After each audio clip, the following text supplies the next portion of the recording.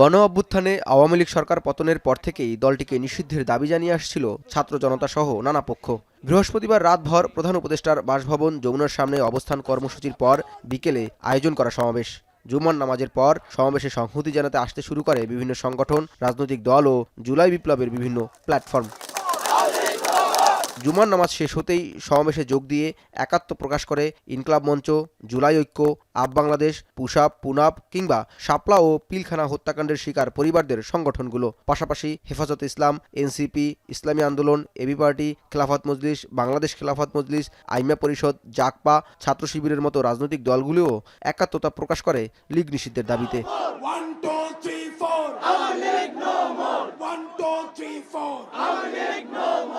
সমাবেশে যোগ দিয়ে বিভিন্ন রাজনৈতিক দলের নেতারা আইসিটি আইনের রাজনৈতিক দল নিষিদ্ধের বিধান যুক্ত করার আহ্বান জানান। সর্বদলীয় রাজনৈতিক বৈঠকের মাধ্যমে আওয়ামী লীগ নিষিদ্ধের দাবিও জানান তারা।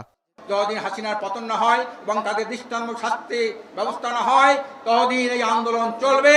আমি ইসলামী আন্দোলন সহ সকল ইসলামী দল, দেশপ্রেমিক দলকে আহ্বান জানাবো, আসুন আমরা সর্বশক্তি দিয়ে এই ফ্যাসিস্ট হাসিনার চিরতরে কবর রচনা করি। আমরা অন্তর্বর্তীকালীন সরকারকে বলতে চাই, এই প্রজন্মের যে কনফ্লিক্ট আমরা চাই এটা এখনই শেষ হয়ে যাক, এটা আজকেই শেষ হয়ে যাক।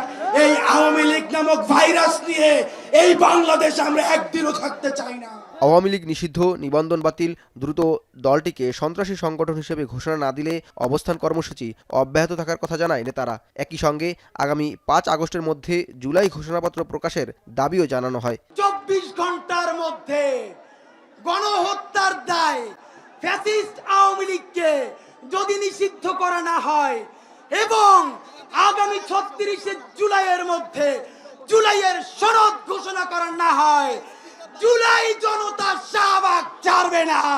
আওয়ামী লীগের বিচার ও নিষিদ্ধের সুস্পষ্ট রোডম্যাপ ঘোষণা আদায় না করা পর্যন্ত শাহবাগ মোড়ে অবস্থান নেয়ার ঘোষণা দেয় ছাত্র জনতা। জওয়াদ মাহমুদ, এখন, ঢাকা।